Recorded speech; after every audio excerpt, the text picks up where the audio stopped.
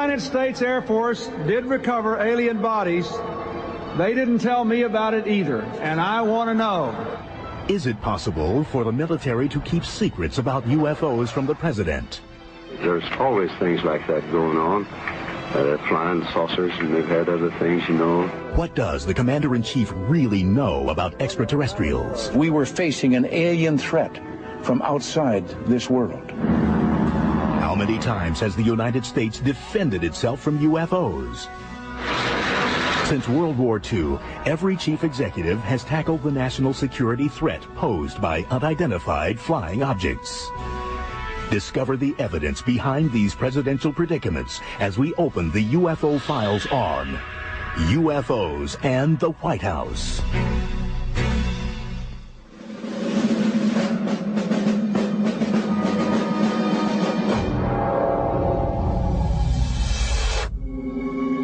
It's the early morning hours of February 25th, 1942, just 2 months after the attack on Pearl Harbor. All is quiet at the White House while President Franklin Delano Roosevelt sleeps. But 3,000 miles away, the west coast border of the United States is encroached by an enemy, an unidentified flying enemy. Chaos erupts with a blip on a radar screen.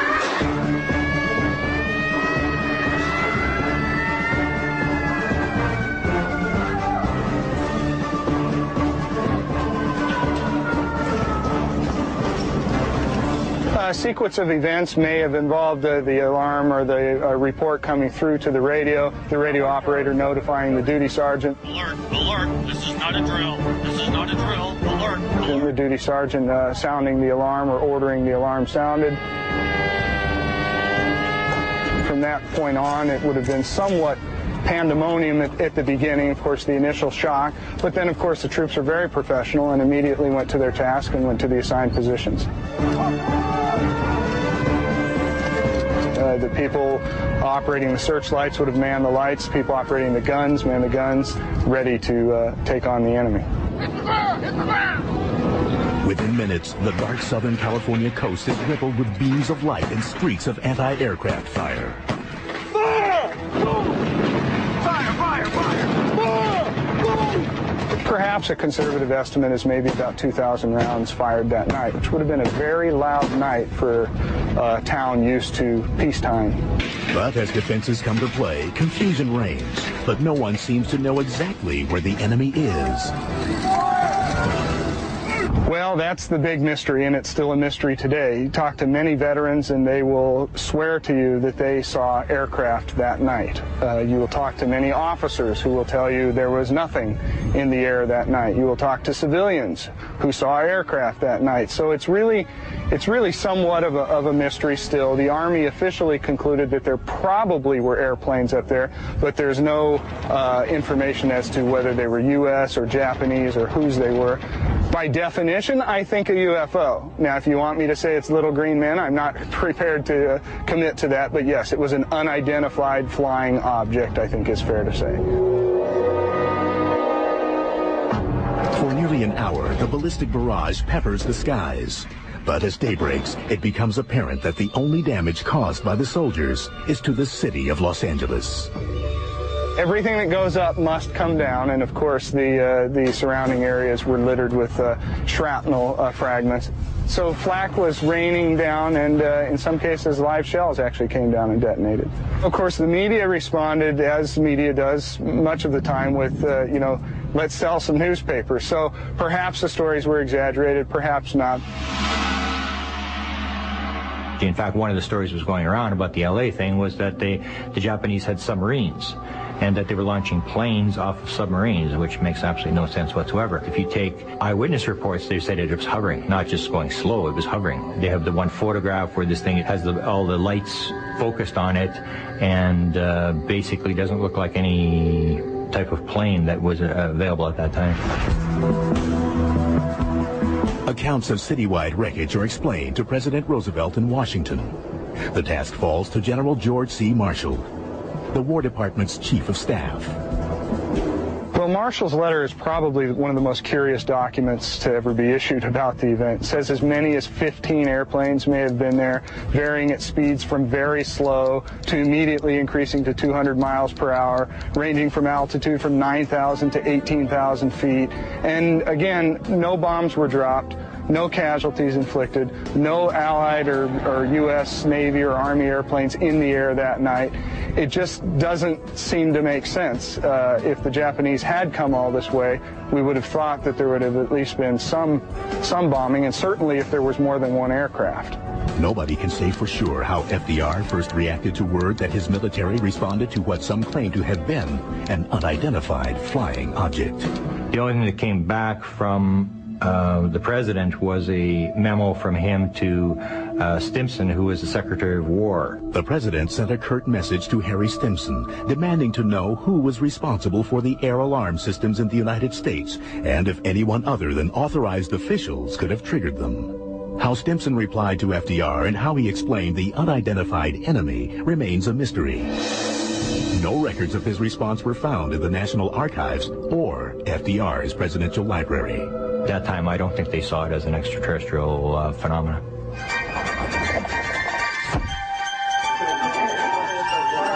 And I believe in 1942 it would have been a curiosity type item. The Axis powers will control the continents. I think President Roosevelt was so caught up with the war effort and his failing health that UFOs didn't rank high in his list of concerns.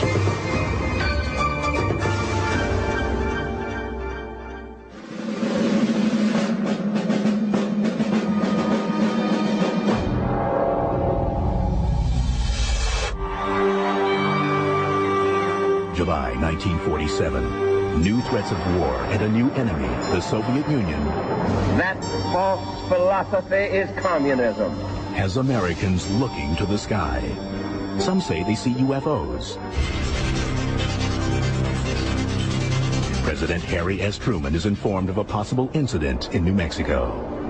Suddenly Roswell occurs, they have a press leak, it started getting picked up all over the country. I see him as the first president to actually deal with the UFO issue in a public sense. And Truman was the man on the spot when this stuff hit big time. Truman is an absolute critical key in looking at the entire UFO phenomenon in the early years. We know that these presidents were being briefed orally, if nothing else, on the topic of flying saucers. Now, this is not something that you're going to read in Harry Truman's memoirs, and it's not something that you're going to read about in an academic treatment of the Truman administration, and yet we know absolutely that it happened. How do we know this? We know it from the man who gave Truman his briefings, and that was General Robert Landry, who was a colonel at the time in the Air Force. President Truman rewarded Landry, his personal pilot, for his exemplary service by appointing him as his Air Force aide on UFOs to consult with the CIA on the subject. And that he was told to report to the president orally and brief him orally every 3 months on the subject in UFOs, which he said he did up until the president left office. By my estimation, that could be as many as 18 briefings. Wouldn't you love to be a fly on the wall of some of those conversations? It's done orally. We don't want records. If you don't want it on the front page of the New York Times, don't put it in a file, that kind of idea. But an incident said to have occurred in the nation's capital was impossible to ignore. 1952 is just, again, one of these very significant years in UFO history. A massive wave of very high-quality sightings by military and civilians all across the U.S., culminating in successive weekends in July of 1952 of UFOs over the Capitol. It was like invasion type stuff. Things would disappear, the fighter jets would go back, the things would reappear, and it showed that the government was very sort of out of control. They couldn't control it. It was such a big thing that the press made it the front page. It was the front page of the New York Times. Truman took the subject head on. So there was less hesitation on the part of public leaders to talk about flying saucers. Harry Truman did so in the 1950s during one press conference. Did the Joint Chiefs of Staff talk to you or concern you about the unknown and the unidentified flying object? Oh, yes, we discussed it at every conference that we had with the military, and they never were able to make me a concrete report on. Do you have anything on the subject, sir? No, I haven't anything on the subject, and there's always things like that going on. Flying saucers, and they've had other things, you know.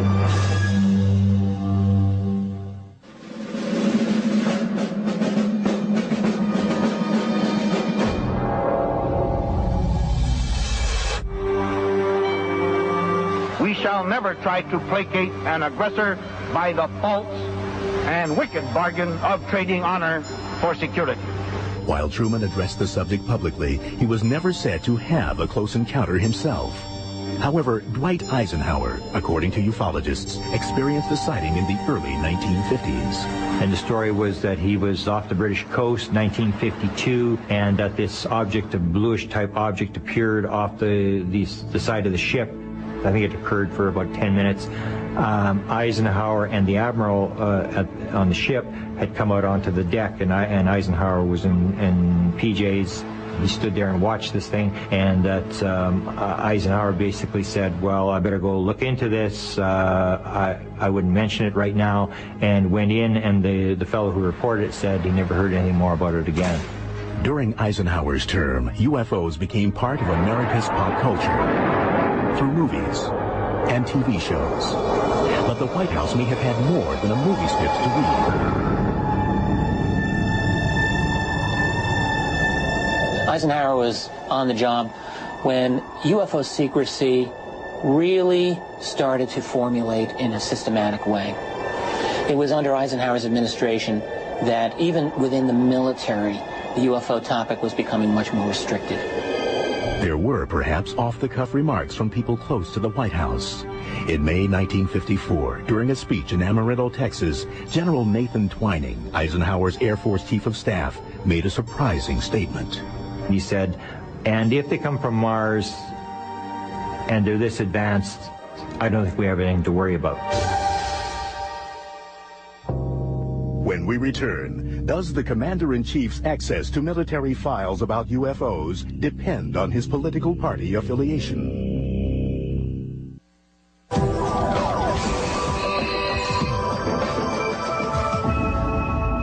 And let every other power know that this hemisphere intends to remain the master of its own house.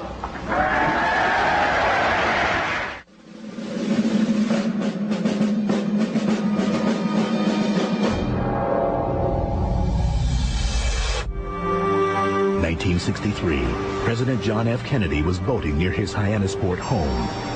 So there's a reported, alleged sighting that he was sailing off Cape Cod, that an object, silver object, whatever it was, 60 feet across, something like that, came down, and everybody saw the object, and Kennedy basically said, let's not tell anybody about this. Hard to substantiate the story. It's something which you can either believe or disbelieve. JFK's knowledge on UFOs is hard to gauge. His tragically short term in office left few UFO records in his presidential library. Kennedy's a great mystery with the UFO topic because there's reason to believe that Kennedy had some real information on UFOs. He was concerned about avoiding a war. To regard any nuclear missile launched from Cuba against any nation in the Western Hemisphere. Remember the Cuban Missile Crisis and all this kind of thing. This will produce the greatest crisis which the world has faced in its history. Well aware that saucers might cause us to start a war or the Russians to start a war, but I think he would have been very diplomatic about making sure that we didn't go shooting down flying saucers, for example. Records show that Robert F. Kennedy, JFK's brother and the Attorney General, did share letters from UFO researchers with Congressman Gerald Ford and Air Force officials. Robert Kennedy was very interested in UFOs. There's a number of letters that have surfaced where he dealt with UFOs. So it's very rare to get somebody in that high in office to actually deal with the subject in writing.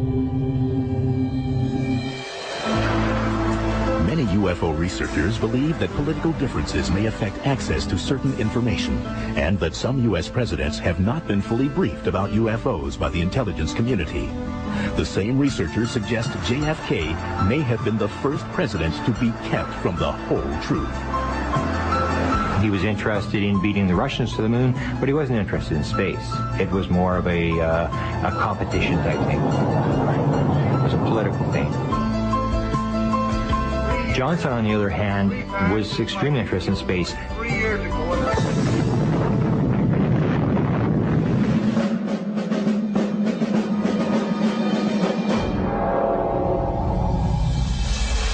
Against such force, the combined destructive power of every battle ever fought by man is like a firecracker thrown against the sun. Lyndon Baines Johnson first served in the White House as President John Kennedy's vice president. In September 1961, he responded to a letter from a UFO researcher regarding extraterrestrial visitation. Johnson replied to the letter and said to him, rather than going to the Air Force, he told him to go to the executive secretary at NASA.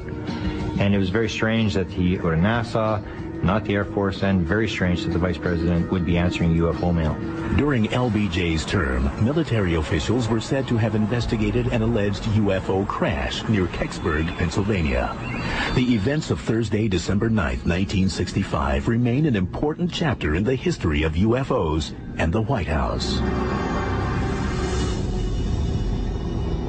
There was a recovery team. NASA was identified as being there. Air Force was identified as being there. The object was moved away, and end of story. They said it was a meteorite. That was the official explanation. What I do in a lot of my presidential research is I take major UFO events. I go to the White House records, and then I start looking at who was there. Where was the president? Where was the Secretary of Defense? So anyway, I went to the Johnson Library, and I started looking at where was the president. He was at the ranch in Austin, Texas. The next morning, all the right people seemed to appear at the ranch. For example, James Webb, the head of NASA, flew into the presidential ranch the next morning. The governor of the state of Pennsylvania was there. All the Joint Chiefs of Staff, the entire Joint Chiefs of Staff, and they have photographs there of them arrived at the ranch. Now, the way they describe the meeting with the Joint Chiefs of Staff is a Vietnam War meeting. So even though there's nothing that you can actually nail down, the president had got pictures of the craft or whatever you want as proof, it did show some circumstantial evidence that something was happening around the president the morning after the crash.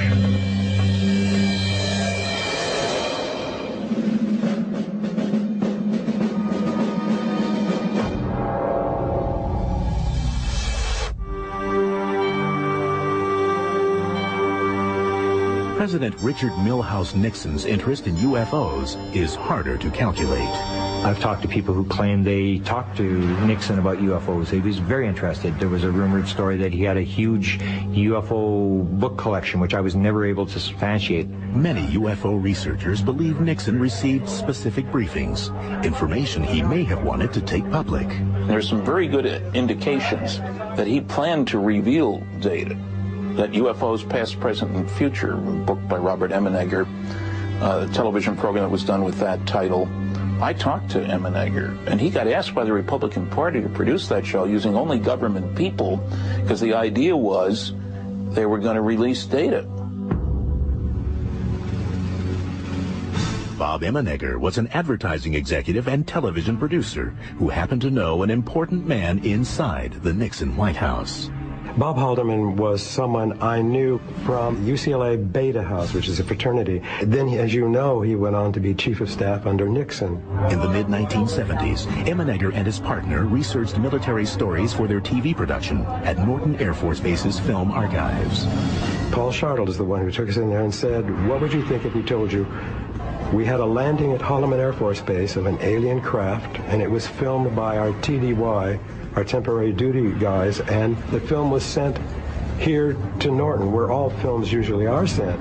And I thought, this sounds outrageous, that, UFOs and all. He said, well, look, if you're interested, check with the Pentagon, but bury those under those other projects because it's a red flag to get into the subject of UFOs. George Weinbrenner was the commander of foreign technology. He has a private bunker down at Wright-Patterson. I went down the long hall. I could see all the little cameras, surveillance cameras. Walked right up to his desk and said, I want to ask you, what about the landing of an alien craft at Holloman Air Force Base? And I sort of expected him to say, what? The what? He didn't. So he reached up, pulled out a book, handed it to me. So I opened the book up and I said, to my friend, Colonel George Weinbrenner, signed Dr. Alan Hynek, and the book was all on UFOs. Well, Hynek was the scientific advisor to the Air Force at that time on UFOs. Perplexed, Emenegger contacted his friend and Nixon's chief of staff, Bob Haldeman. He was at the White House, and I asked if he had heard anything about the landing at Holloman Air Force Base, and he said, well, I heard something, but I don't know. Whether the president knew, I have no idea. While Emenegger never obtained the Holloman film for the 1974 nationally broadcast program, his first-hand experience provides researchers insight on what American presidents may have known about UFOs. A friend of mine helping me out talked to two ex-presidents. They both confirmed that they had been shown the Holloman Air Force Base film.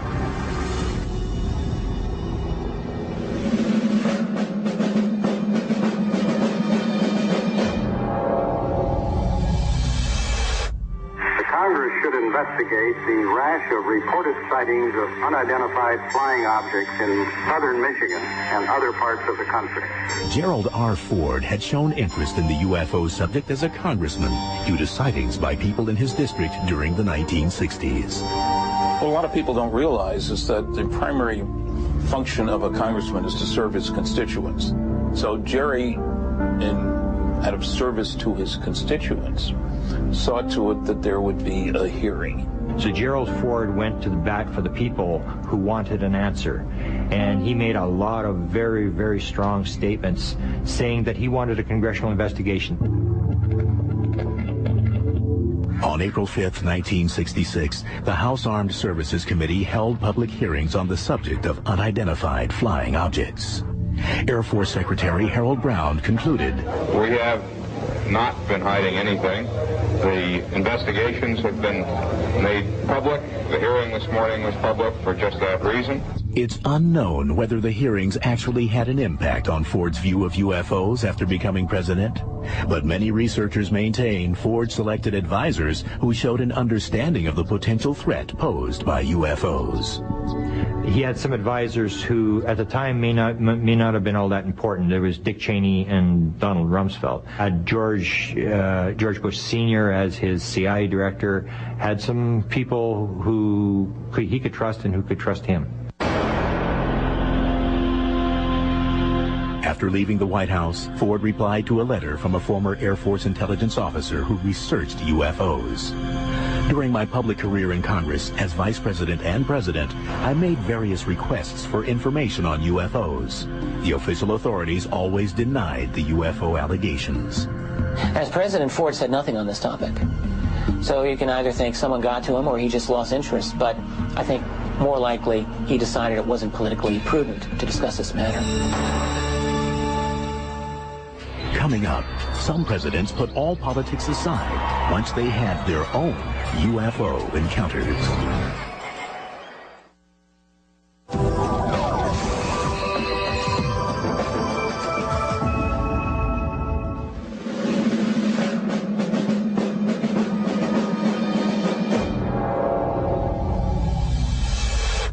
While there are some documents connecting UFOs in the White House and a few reports that presidents may have seen them, there's only one public admission.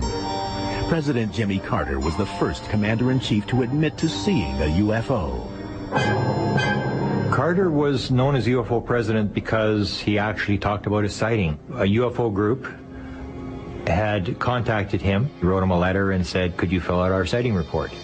Jimmy Carter filled out the sighting report, and the rest is history. Well, Carter himself said the incident happened in October of 1969 when he was down in Leary, Georgia, speaking at a Lions Club. He spoke very strongly about it. And one thing I think it also is very impressive to the public is the fact that Carter was a state legislator here in Georgia when he saw the sighting, and he went on record about it and spoke of it quite publicly. And even becoming governor and then later becoming president, he's never waffled on it. He's always been quite upfront about it. Yes, I saw something, and no, it was not. I could not identify it. I don't make fun of people who say they've seen unidentified objects in the sky. He'll always say that he can associate with people who have had the experience, that he would never laugh at anybody who's had a UFO sighting because he's experienced it himself.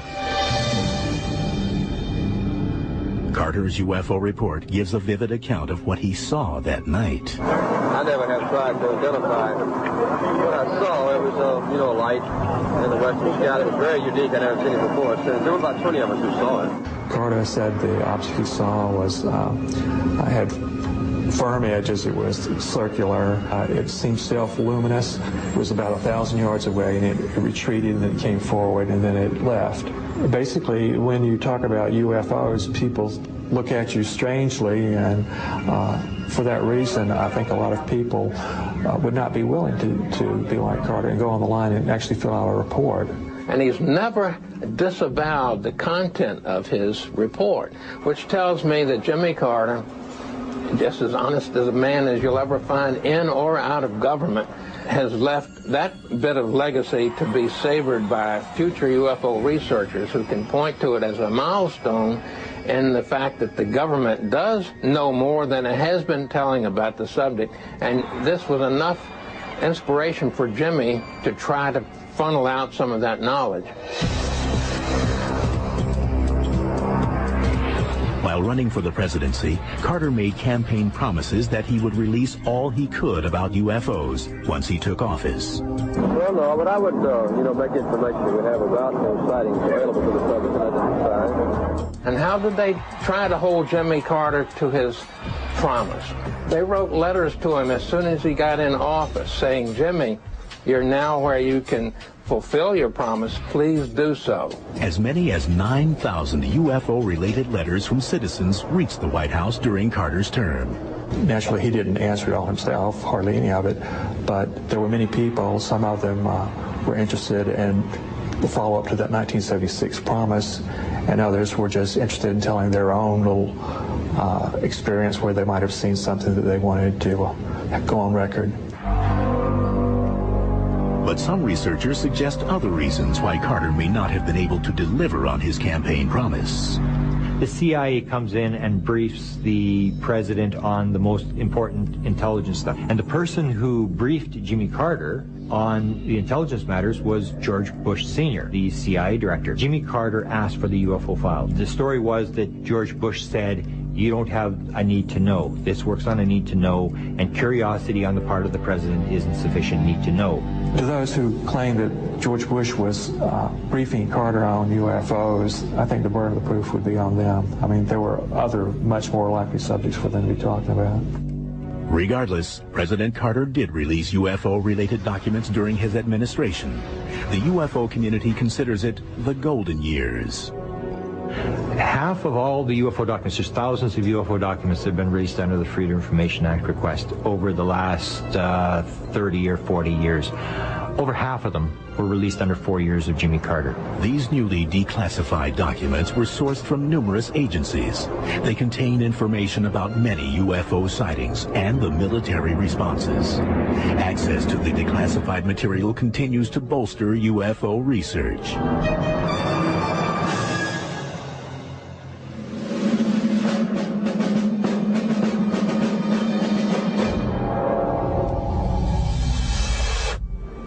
We must act today in order to preserve tomorrow.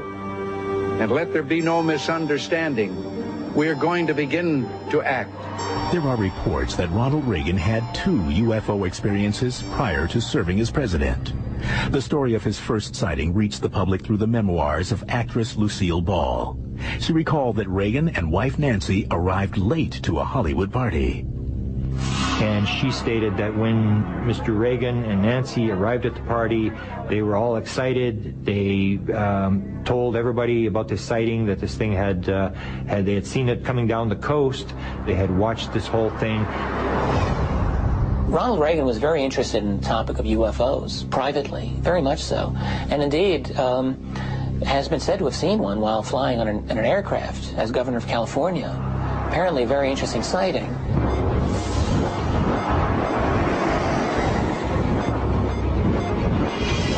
Allegedly, Reagan saw a white light zigzagging alongside his aircraft. He stepped into the cockpit and told the pilot to follow it. His pilot had 30,000 hours as a pilot, which is an incredible number. And the whole plane load of them saw this thing. They reportedly chased the mysterious light for several minutes until it shot skyward out of sight. Could these alleged sightings have fueled Reagan's repeated references to UFOs and alien life during his presidency? February 11, 1988, in a speech called Remarks at the Annual Conservative Political Action Conference Dinner, Reagan said, "Our unshakable, root-deep, all-encompassing skepticism about the capital city's answer to the UFO, that bizarre, ever-tottering but ever-flickering saucer in the sky called the prevailing Washington wisdom." A presidential speech is a very complex thing. It has many drafts. It has people who proof every word as to whether every word is accurate in their figures, facts. It's a very long and involved process. There's up to 25 agencies who have to sign off, State Department. Everybody gets to put their little 2 cents in, what they want taken out. So I started checking the speeches, and I went through every Ronald Reagan speech that had this alien invasion. Reagan asked his speechwriters to address the alien UFO subject. He believed that if we were invaded by people from another planet, that the world would come together, the world would unite. He called it his fantasy. One of the more compelling exchanges was between speechwriter Rhett Dawson, who sought to keep the fantasy out of Reagan's speeches and away from the commander-in-chief. The discussion preceded President Reagan's address to the 1987 UN General Assembly. There's a memo that comes from the speechwriter that says, "Mr. Reagan, this is your speech, and go over it and let me know." And he noticed that this particular item about the alien invasion had been removed. The president responded with a handwritten demand scribbled on the memo. And on the bottom, in Reagan's handwriting, Reagan says, "There's too much anti-Soviet stuff in here. I want you back away from this. And, oh, by the way, could you put my fantasy back in, how the world would unite if faced with creatures from another planet?" And he used the word creatures. Clearly grasping the president's determination, Dawson rewrote the speech, and during the 42nd General Assembly of the United Nations on September 21st, 1987, Reagan said, "Our differences worldwide would vanish if we were facing an alien threat from outside this world. And yet, I ask you, is not an alien force already among us?"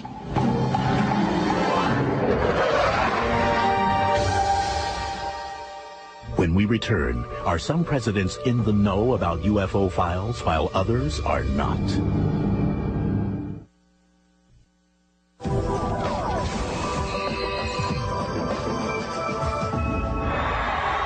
And the reason is simple.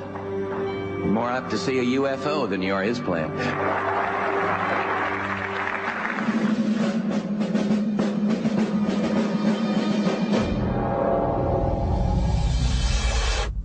UFO researchers insist that George Herbert Bush is the key to present-day UFO knowledge. George Bush Sr., I think, is one of the key presidents when it comes to ufology. He's a very important president because he has always been believed by a lot of researchers to be a guy who knows what's going on. He was former CIA director under President Ford. He was vice president under Ronald Reagan for 8 years, would have gotten briefings on many issues, including UFOs. He was trusted by the military. He was trusted mostly by the intelligence community. In fact, now they've actually named a building at the CIA headquarters after George Bush. Herbert Walker Bush, when he was in his earlier days, had served as chief of the CIA. Now, some people think in that capacity he was bound to have known about what was going on ufologically at the agency. If he did, it still probably won't ever be disclosed until after he's long gone, just like the other president. People did write to the agency, by the way, probably when he was serving there. They would send Freedom of Information requests to the agency for any UFO material in its possession, say 900 pages worth and counting. They claim they no longer look into the subject, but how many Americans today are going to accept out of hand such a claim as that? However, little evidence can actually link President Bush to UFOs. For example, when I wrote the Bush Library, I asked them about UFO documents. They said they only had one UFO document. And there are no public documents linking George Bush Sr. to UFOs, but I think there's very little doubt in any researcher's mind that this man knew a lot about the topic. The answer may lie beneath some of the most heavily blacked out government documents, recently declassified from a number of military agencies. To many UFO researchers, George H. Bush and members of his staff, including Dick Cheney and Donald Rumsfeld, was the power team who kept the UFO files closely guarded within military and intelligence circles. George Bush is a man who, by all accounts, knows a lot of what's going on in, let's call it, the secret world. That is the world behind the presidency, the world of real power and wealth. He's a guy that behind the scenes, he's got oil money, all the right connections, and if you want to know what's going on, George Bush will know what's going on. He's the guy.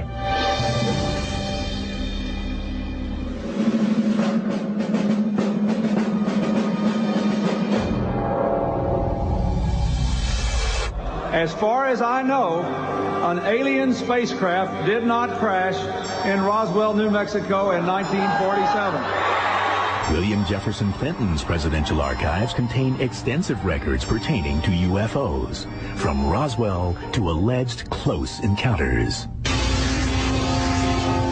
I would say that if UFOs are cards, Clinton is the royal flush. I mean, Clinton was into UFOs big time. The Clintons have said that the library in Little Rock has got a lot of windows, it's got a lot of glass, because they wanted to show that it was an open administration. It's just a gold mine for a researcher. I think Clinton, on the one hand, did more than any other president to get classified material declassified. And he did more to open up government disclosure than any other president, as far as I know. Bill Clinton is another president who had a publicly stated interest in the topic of UFOs and wasn't afraid to say so from time to time publicly. He would talk about Social Security. I mean, I saw a survey the other day that said that a lot of people in their 20s thought it was more likely that they would see a UFO than that they would ever draw Social Security. So, of course, every time they're trying to push Social Security, the president, they go to this little funny thing that they stick in the speech. And Clinton used it 8 times. Yet many researchers believe the Clinton White House was sympathetic about the need to disclose secret UFO files. Perhaps President Clinton's most impressive comment regarding UFOs was delivered during a speech on November 30th, 1995. When a presidential speech is written, it is not just something the guy makes up. This is something that will take days, weeks, months to put together. It will be vetted by everybody. Something that's in a presidential speech is there for a reason. So Bill Clinton is making a peace speech in front of 80,000 people in Belfast, Northern Ireland. He stands up, and in this speech, he's talking about kids, and he reads a letter from Ryan. And he said, Ryan, if you're out in the audience today, here's the answer to your question. If the United States Air Force did recover alien bodies, they didn't tell me about it either, and I want to know. I want to know. I want to know. This is the part that the press all over America played. The second part of the statement is what I believe is a challenge, a shot across the bow to the military. He said, but if they did recover alien bodies, they didn't tell me about it either, and I want to know. And when you look at the first Roswell report that was put out by the Air Force in 1994, 1995, it doesn't talk about the bodies. When we return, all the president's men go on high alert when a UFO approaches the White House.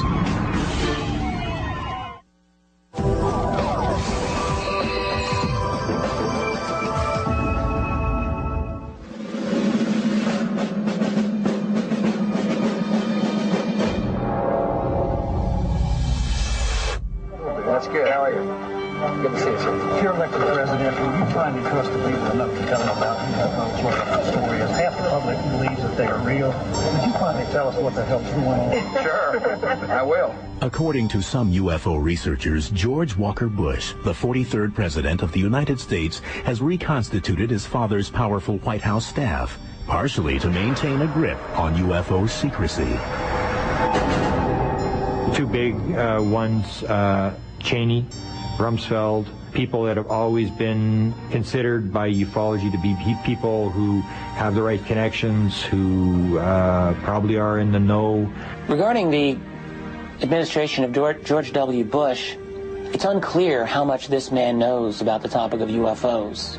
There are many who argue that the Vice President, Dick Cheney, is the man on the spot here in relation to this matter. On April 11, 2001, presidential UFO researcher Grant Cameron was able to query Vice President Dick Cheney on UFO disclosure. Cameron knew he'd have to ask pertinent questions. Have you seen a UFO? Who cares? What do you think about UFOs? Who cares? The important question is, have you been briefed? Did someone walk in your office one day, get you to sign a piece of paper acknowledging that you've been briefed on the subject? And if we can show that the president has been briefed on the subject of UFOs, it would show that not only does it exist, but it's an important subject. I did manage to get the question asked to Dick Cheney. He was on a radio talk show in Washington, D.C. on the Diana Rehm show, and I was the first caller up. I called in and I said to him, and my question was, Mr. Cheney. Since the statement made by George Bush last July, there's been a vicious rumor circulating in the UFO community that you've been read into the UFO program. So my question to you is, in any of your government jobs, have you ever been briefed on the subject of UFOs? And if you have, when was it and what were you told? Well, if I had been briefed on that, I'm sure it was probably classified and I couldn't talk about it. And it stunned me. It was significant because, first of all, he basically stated it would probably be classified and stated I wouldn't be talking about it, which means they're going to continue to keep it secret. And he basically acknowledged that, yes, he's in the loop, and yes, there is something to this. It's secret, and it's important. The issue of government disclosure on UFOs as they relate to national security issues has long been debated. The chief executive either knows or should know what the inner sanctum of official UFO research is all about. The question is, why can't we get more information from the White House? And I don't know the answer to that. The politics of disclosure about UFO reality is, I can think, only would be a nightmare for any president of the United States. It's like being a little bit pregnant. You can't do a little bit of disclosure. It won't sell. There's always some idea that some office somewhere is accumulating all this data and all that. But again, you would have to know who's doing it. This gives a lot of ground to conspiracy theorists. I think presidents all recognize that presidents come and go. They're short-lived when it comes to the Washington establishment. Intelligence agencies go on forever. So I think keeping the status quo about UFOs is the easiest way for all of them to behave. It really is a situation where the people, ordinary people, have got to recognize that it's in their interest to have disclosure on UFOs, really for the survival of the system of government that we all grew up believing we had. A government of the people, by the people, for the people. And disclosure is a critical way in attaining that, because it is the opening up of a huge part of our history that has been denied to us for 60 years. That's a big deal. And how much has really changed in the days since FDR was president? With the advances in technology and security, unidentified flying objects are still seen as a credible threat to the White House and the president. Well, Leon, a report came in late this morning that an unidentified aircraft had entered a restricted area. Folks at the White House took it very seriously. April 27, 2005. Radar spotted an unidentified flying object over the White House. The alert that an unidentified aircraft had violated a no-fly zone caused a whirlwind of activity at the White House. As the Secret Service jumped into action, sharpshooters took their position and agents rushed to clear the area. President Bush and Vice President Cheney were hurried into underground bunkers. Security forces responded to a perceived threat with pandemonium, strikingly similar to the confusion of the troops who defended against an unidentified flying object in 1942. Well, what sparked all of this? According to the Department of Homeland Security, it was just a blip on the radar screen, no aircraft.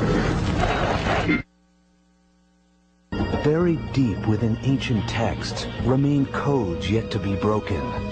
Clouded in mystery, these cryptic messages continue to raise the question: are the visions of our past predicting the future? Decoding the Past, the new series next on the History Channel.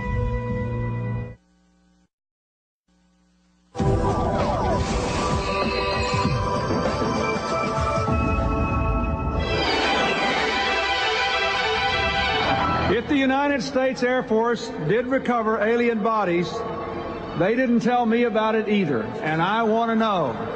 Is it possible for the military to keep secrets about UFOs from the president?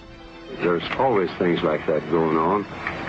Flying saucers, and they've had other things, you know. What does the commander-in-chief really know about extraterrestrials? We were facing an alien threat from outside this world. How many times has the United States defended itself from UFOs? Since World War II, every chief executive has tackled the national security threat posed by unidentified flying objects. Discover the evidence behind these presidential predicaments as we open the UFO files on UFOs and the White House.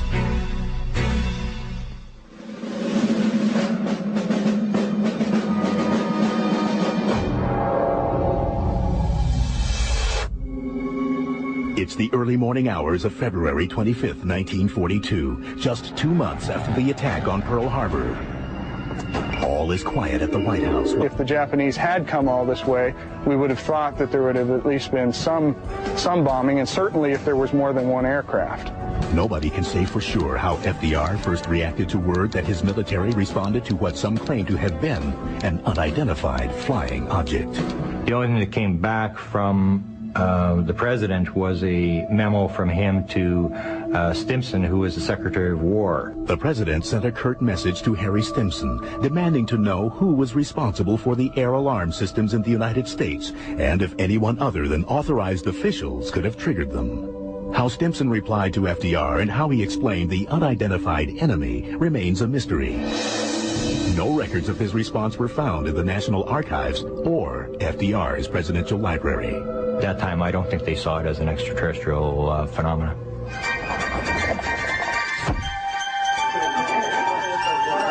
And I believe in 1942 it would have been a curiosity type item. The Axis powers will control the continents. I think President Roosevelt was so caught up with the war effort and his failing health that UFOs didn't rank high in his list of concerns. And in some cases, live shells actually came down and detonated. Of course, the media responded, as media does much of the time, with, let's sell some newspapers. So perhaps the stories were exaggerated, perhaps not.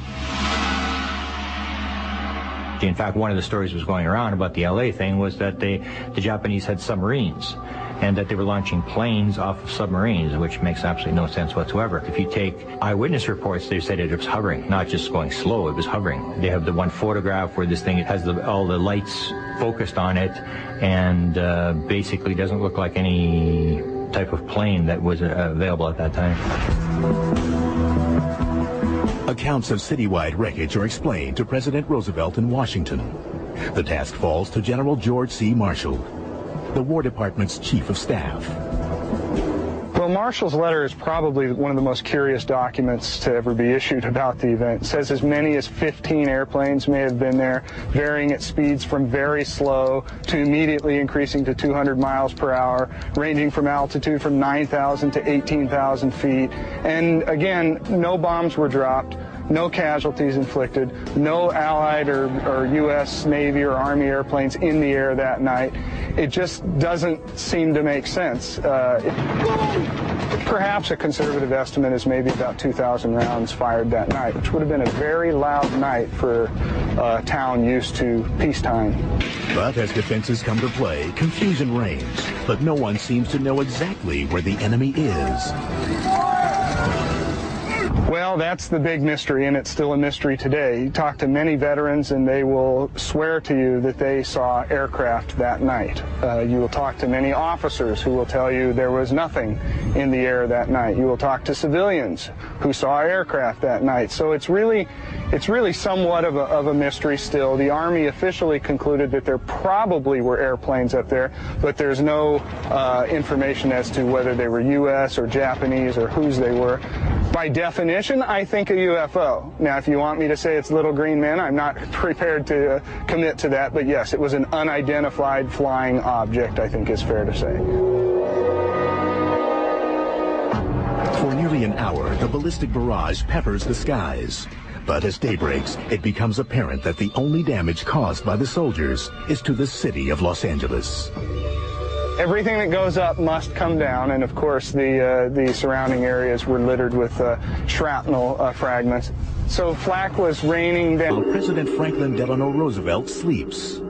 But 3,000 miles away, the west coast border of the United States is encroached by an enemy, an unidentified flying enemy. Chaos erupts with a blip on a radar screen.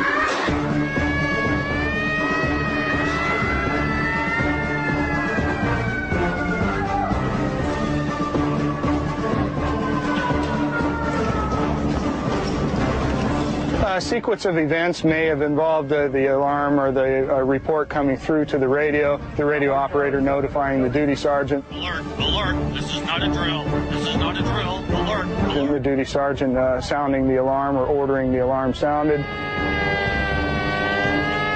From that point on, it would have been somewhat pandemonium at the beginning, of course, the initial shock, but then, of course, the troops are very professional and immediately went to their task and went to the assigned positions.